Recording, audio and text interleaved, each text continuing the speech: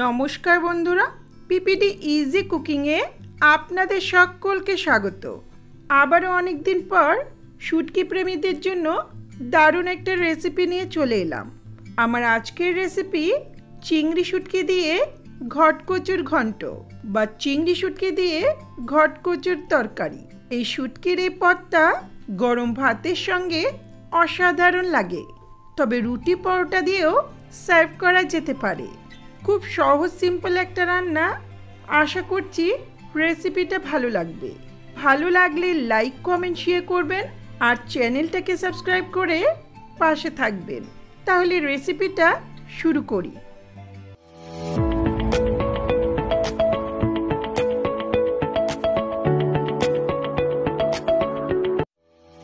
এখানে দুটো মিডিয়াম সাইজের কচু নিয়েছি। এগুলোকে সাধারণত ঘটকচু বলা হয়। এটা খোসা ছাড়িয়ে ছোট ছোট টুকরো করে নুন জলে ভিজিয়ে রেখে ভালো করে ধুয়ে নেব। এখন এই কচুর টুকরোগুলো গরম জলে ভাপিয়ে নিচ্ছি।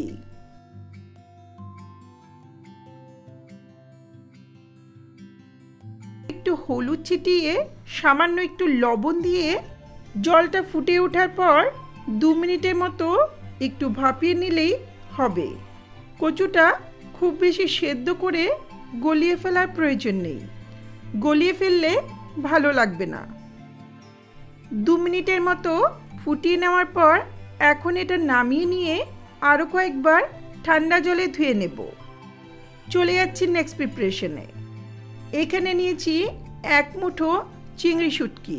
চিংড়ি শুটকির মাথার কাছটা সূচালো হয়, তাই এই অংশটা বেছে ফেলে দিতে পারেন। এটা ভালো করে ধুয়ে এটাকেও গরম জলে একটু ভাপিয়ে নেব।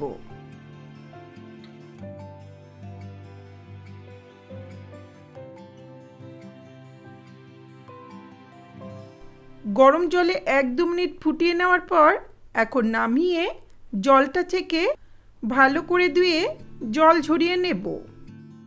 চলে যাচ্ছি রান্নার ধারে। গ্যাসে একটা কড়াই বসিয়ে 2-3 টেবিল স্পুনের মতো সর্ষের তেল ভালো করে গরম করে নিচ্ছি। তেল ভালো করে গরম হলে সামান্য একটু হলুদ ছিটিয়ে ধুয়ে রাখা চিংড়ি শুটকিগুলো দিয়ে দিচ্ছি। এগুলো ধোয়ার পর এর মধ্যে কিছুটা জল থেকে যায়, যাতে তেল না ছেটে, তাই আগেই আমি সামান্য হলুদ দিয়ে নিলাম। এখন 1-1.5 মিনিটের মতো চিংড়ি শুটকিটাকে মিডিয়াম ফ্লেমে হালকা করে ভেজে নেব।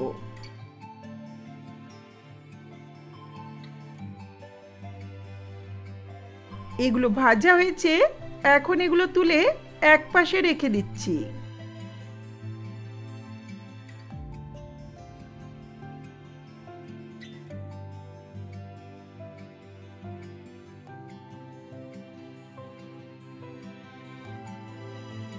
এখন কড়াইয়ের অবশিষ্ট তেলে একটা বড় সাইজের চৌকো করে কাটা আলু দিয়ে দিচ্ছি।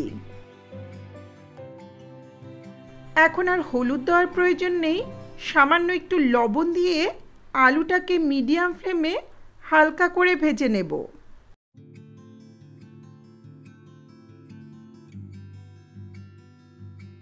আলু হালকা ভাজা হয়েছে, এখন এতে ভাপিয়ে রাখা কচুগুলো দিয়ে দিচ্ছি।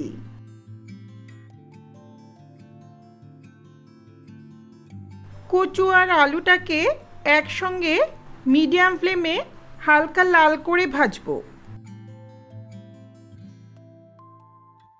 এগুলো ভাজা হয়েছে, এখন একটা প্লেটে তুলে নিচ্ছি।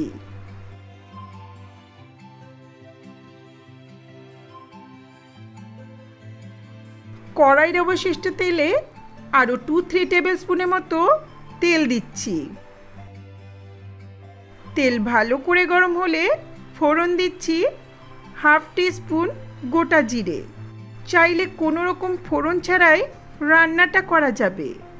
ফোড়নের সুন্দর গন্ধ বেরোলে এখন একটা বড় সাইজের পেঁয়াজ কুচি আর কয়েকটা কাঁচা লঙ্কা কুচি দিয়ে দিচ্ছি। পেঁয়াজ আর কাঁচা লঙ্কাটাকে লো মিডিয়াম ফ্লেমে হালকা লাল করে ভাজবো।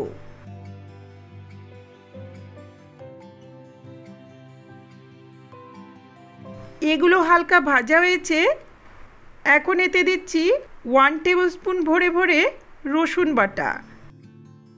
2 মিনিটের মতো লো মিডিয়াম ফ্লেমে রসুনের কাঁচা গন্ধ যাওয়া পর্যন্ত নেড়ে নেব।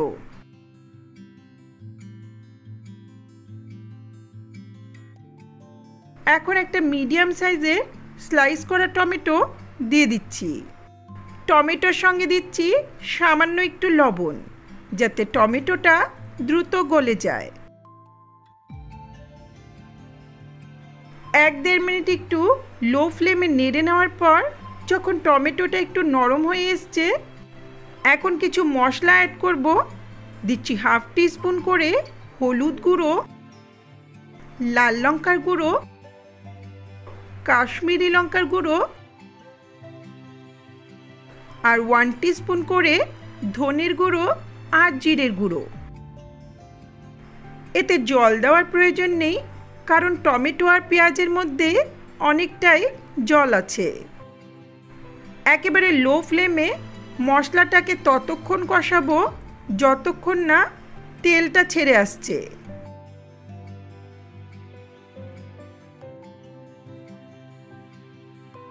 দেখুন মশলাটা ভালো মতো কষানো হয়েছে। এখন ভেজে রাখা কচু আর আলুগুলো দিয়ে দিচ্ছি। একেবারে লো ফ্লেমে 2-3 মিনিটের মতো মশলার সঙ্গে কচু আর আলুটাকেও একটু কষিয়ে নেব। এইভাবে একটু কষিয়ে নিলে রান্নার স্বাদটা ভালো হয়।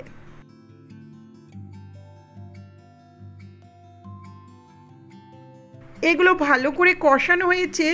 দিচ্ছি প্রয়োজন মতো উষ্ণ গরম জল। আগেও বলেছি একটু গরম জল দিলে রান্নার রঙটা ভালো হয়, স্বাদটাও ভালো আসে। ভালো করে একটু মিশিয়ে নিয়ে দিচ্ছি স্বাদ মতো লবণ। কচু যেহেতু একটু মিষ্টি মিষ্টি হয়, তাই আর চিনি বা মিষ্টি দেওয়ার প্রয়োজন নেই। ভালো করে মিশিয়ে নিয়ে কচুটা সেদ্ধ হওয়া পর্যন্ত ঢাকা দিয়ে মিডিয়াম ফ্লেমে রান্নাটা হতে দেব।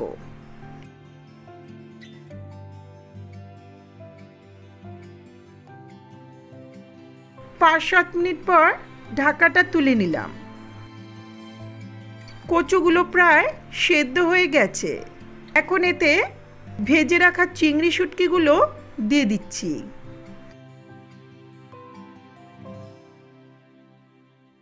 ভালো করে একটু মিশিয়ে নিয়ে আবারও ঢাকা দিয়ে 5 মিনিটের মতো মিডিয়াম ফ্লেমে আরও কিছুক্ষণ রান্নাটা করতে হবে। 5 মিনিট পর রান্নাটা হয়ে এসছে। এতে আর কিছু দেওয়ার প্রয়োজন নেই, তবে ইচ্ছে হলে সামান্য একটু ধনেপাতা কুচি বা কাঁচা লঙ্কা কুচি দিতে পারেন। রান্নাটা হয়ে গেছে। এখন গ্যাসের ফ্লেমটা অফ করে কিছুক্ষণ পর সার্ভ করব।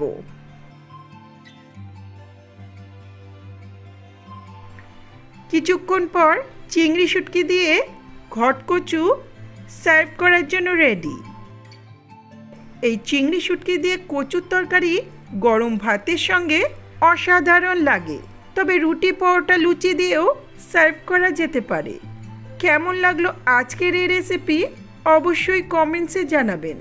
ভালো লাগলে লাইক কমেন্ট শেয়ার করবেন আর চ্যানেলটাকে সাবস্ক্রাইব করে পাশে থাকা বেল আইকনটা অবশ্যই প্রেস করবেন, যাতে আমার ভিডিওর নোটিফিকেশনগুলি আপনাদের কাছে সহজেই পৌঁছে যায়। ধন্যবাদ।